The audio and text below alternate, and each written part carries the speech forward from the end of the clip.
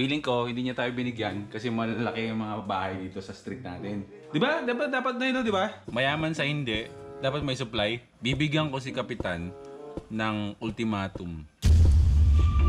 Bibigyan ko siya hanggang 3 PM mamayang gabi, hapon. Pag wala siyang binigay dito, akong magbibigay sa kanya ng pagkain.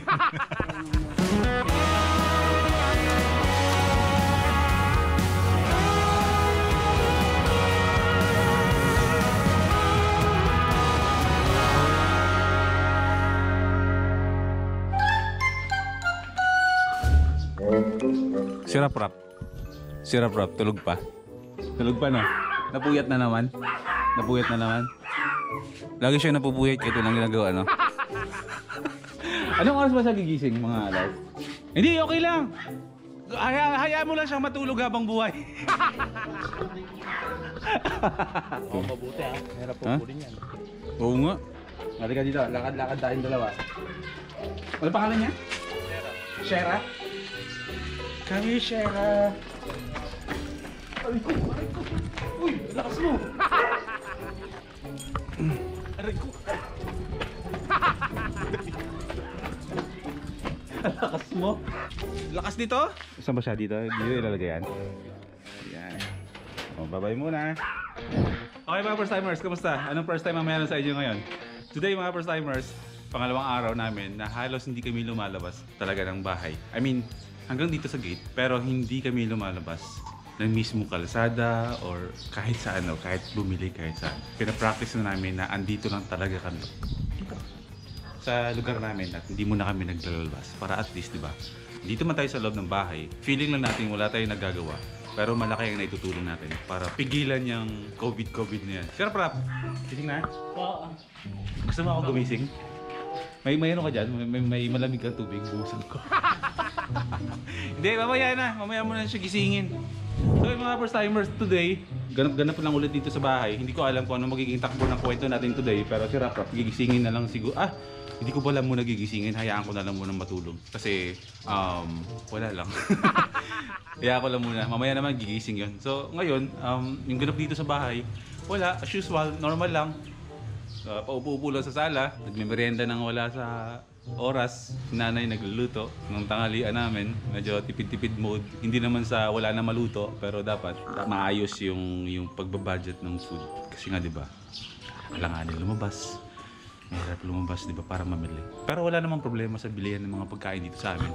Dalawa ang talipapa namin dito. So laging bukas, kompleto 'yun. Pwede kang mag-grocery, pwede kang bumili ng mga ulam, isda, baboy, ganun. So hindi kami masyadong nag-aalala sa pagkain namin dito sa barangay namin.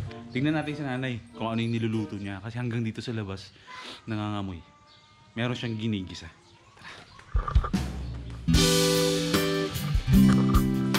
Hey.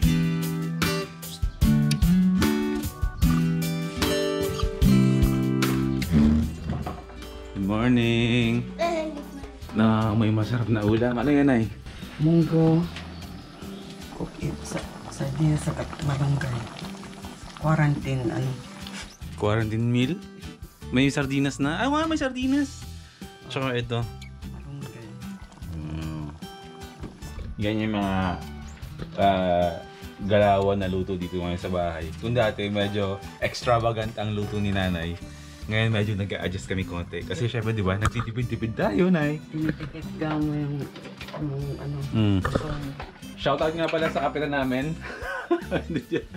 Kap, paramdam ka naman, Kap. Ang dami namin sardinas dito.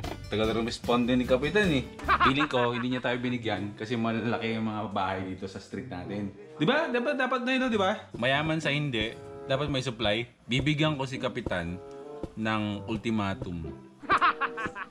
Bibigyan ko siya hanggang 3 PM mamayang gabi, hapon. Pag wala siyang binigay dito, akong magbibigay sa kanya ng pagkain. Dadalang ko si kapitan ng mga sardinas, tsaka Lucky Me noodles, tsaka bigas. Tapos, wala siyang magagawa. Agawin ko yung katungkulan niya. Yan na, malunggay. Yung mga ganyan-ganyang luto lang na, tawid na yan. Wow! Bago yun ah! Sinurprise mo yung ipin mo, toothbrush ah! Magay ka nga muna sa mga first timers.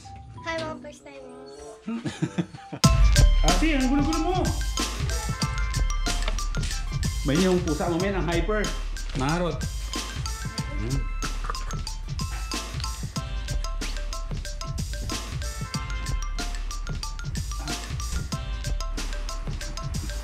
Kung saan nagkaroon ng COVID-19, saka pa ako nagkaroon ng interest ulit mag-photoshoot.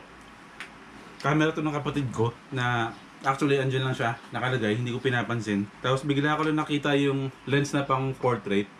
Kinabit ko at gumagana. So nagkaroon ako ng panibagong libangan sa ngayon. At baka ituloy-tuloy ko na ulit. Kasi dati mga first timers, nawili ako dati sa photography. Sinubukan ko muna mag-landscapes pero dahil kulang-kulang yung mga gamit ko, wala akong wide lens, wala akong magandang klaseng camera. Nahihirapan akong i-achieve yung mga landscape pictures na nakikita ko sa internet. So medyo dismaya ako.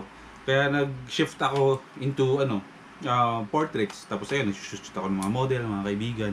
At kung ano-ano pa na pwedeng i-shoot na gamit tong pang-portrait na lens. So ngayon, nagagamit ko na ulit siya. Meron akong pagkakabalahan. At posible na pag bumiyahe na ako ulit, gagawin kong side trip tong photography na pag natapos na ako mag-vlog at tumatambay na ako, pwede na ako mag-shoot kung saan-saan. Tapos ipopost ko sa page. Di ba? Ganun lang yun. Libang-libang lang. Alam niyo mga first timers, yung baby girl ko, nalaglag siya sa duyan dito. Tapos tumama yung batok niya. Wala na yung bukol mo. Tumama yung batok niya dito. Dito sa dito sa kanto ng CPU. Nasasala ako. Tapos biglang may lumagabog. Alam ko agad nahulog. Tapos pagpunta ko dito, patakbo siya sa akin na lumapit at payakap. Tapos ayun, nung yumakap sa akin, doon na siya umiyak kasi natakot siya. Pero okay ka na, di ba? No? Kiss mo ako. Huwag ka na mag-aharot-harot masyado dyan, ha? Ha? Sige. Request kasi ngayon, dito niya ipakabit yung hammock. Kaya pag natutulog ako dito, andito rin siya sa taas. Kasi ayaw ko siyang patambayin doon sa labas. Kasi nga, di ba? Sa labas pa rin yung iba pa rin pag nasa loob. So, ayan. Shoutout kay Biyahe with Ken sa binigay niyang sa akin. Hammock. Ito na lang yung dadalhin-dalhin kong hammock. Every time na alis ako kasi maliit, magaan.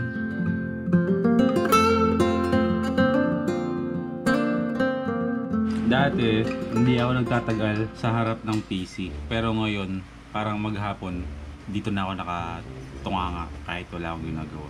Nagpapaganda ng araw na lang yung mga memes ni Enrile. Tingnan mo si Enrile.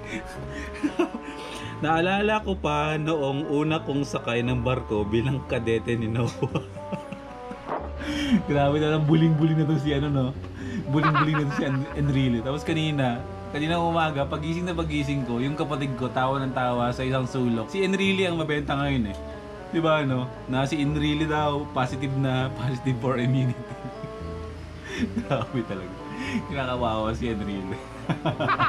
Buti na lang may internet. Okay lang siguro ma-lockdown, pero wag lang mawawala yung internet kasi mabubuang na tayong lahat dito. Masisiraan tayo lahat ng ulo.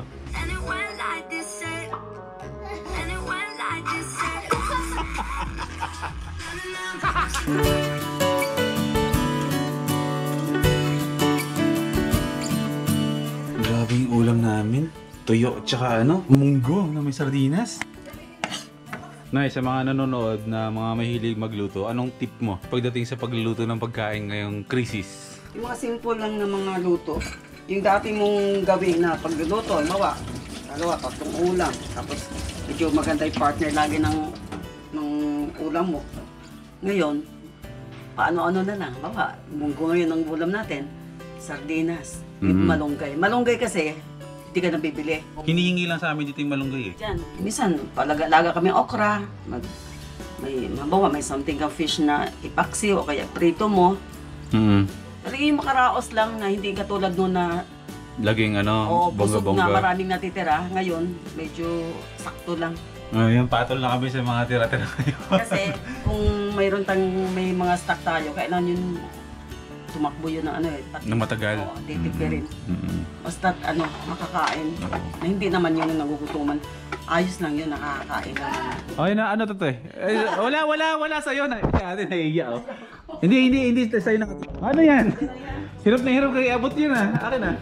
Ay, nasa akin. Walang mukha. Walang makakao, maliyain lang sa quality.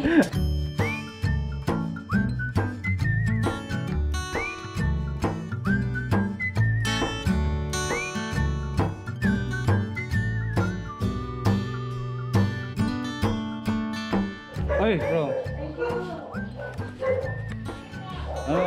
Rap, ano yan, Rap? Bigay na po sila ng redip. Wala na pong mga makain. Bigay na po sila ng bigas ng redip. Ayun nyo, may bigay. Sino nagbigay niyan, Rob? Nagbigay sila sa akin, bro. Sino nagbigay niyan sa akin? Pero ba ako niyan? Ha? Salamat. Salamat. Tayo ba meron? Kasi dapat meron din. Kanino galing? Kay Kapitan? Nananawagan ako kay Kapitan. Maraming salamat. Binigyan niyo na ako. Grabe, napakabilis ko talaga magparinig, no? Lahat ng parinig ko, lahat dinidinig. Agad-agad. So, salamat, Kap. Ikaw ang pinaka-the best na Kapitan. Sige.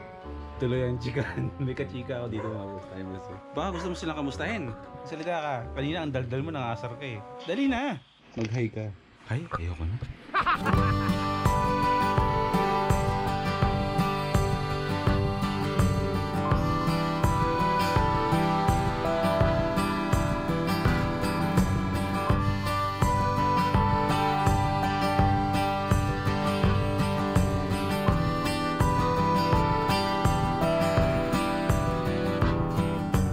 I am waiting for a show to begin, and I am hoping for a draw and not for a win. But this might be a no-show, a tower throw, a no-go. You are as always. Rap, may tatanong ako sa'yo. Seryoso muna tayo kasi may balita kanina na narinig kami. Hindi, seryoso, may tanong ako. Totoo bang i-lockdown ng buong Bulacan bukas? Hanggang bukas sila, pero Sabado ata ila-lockdown ng buong Bulacan. Buong Bulacan? Buong Luzon. Buong Luzon? Medyo kailangan na natin mag-imbak ng pagkain, bro. Pero lahat ba dito ng natin? Pati dito yung mga talipapan natin? Makakalabas lang talaga yung may quarantine pass. Ako may quarantine pass ako pero ayokong isugal yung sarili ko rin. Ikaw ba meron? Wala. Sa dito ko lang. Sa dito mo lang. Pero sige, kakabuti natin yun. Yung lockdown na yan ng buong Bulacan or kung Luzon man. Pero kailangan lang namin mag-prepare ng mga pagkain namin mag-iimbak. Siguro mamayang gabi, bukas na lang dyan, mamili na lang talaga ng mga pagkain para at least imbak. So yun lang. Gusto ko nang gumawa ng hakbang talaga ng ganito. Yung pangmalakasan na para at least di mo matigil na tong na to. Pakita mo sa girlfriend mo. Ayaw nga niya. Ayaw niya. Kaya maganda po po yan. Okay mga first timers, isang paalala lang talaga. Mahigpit na hindi pwedeng gumala or lumabas ng bahay pero may mga lugar pa rin talaga dito sa atin na parang normalan pa rin yung galawan. Kung isa ka sa mga nanonood nun, please, sana mag-stay ka sa bahay. Sa bahay. Diba? Sundin natin yung Sumunod tayo sa batas. Hindi matitigil to kung labas ka ng labas ng bahay. mas maraming mahawa kung laging nasa labas. At posibleng baka ikaw yung mahawa at dali mo pa sa pamilya mo. So ganun lang dapat yung galawan natin. Kung sino lang ang merong quarantine pass, siya lang ang lalabas ng bahay. At ngayon may quarantine pass, ayaw din lumabas. Oo, kahit ako. May quarantine pass ako pero ayoko lumabas eh. Kasi alam mo kung bakit, bro? Iniingatan ko rin yung sarili ko.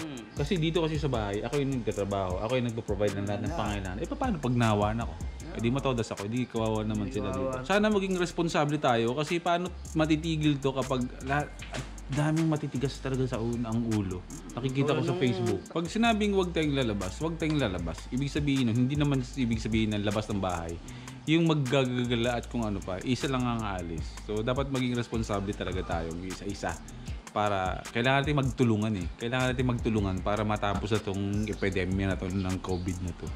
'di ba? Habang may naglalabas sa labas, lalong tumatagal yung quarantine. Pero kung gusto days nyo talaga natin. may gumala at katingin na yung paa nyo, eh, kayo din bahala. Kayo din naman maawaan, hindi naman kami. Oo. Kaya ayun lang. Papalala eh. Huwag lalabas ng bahay.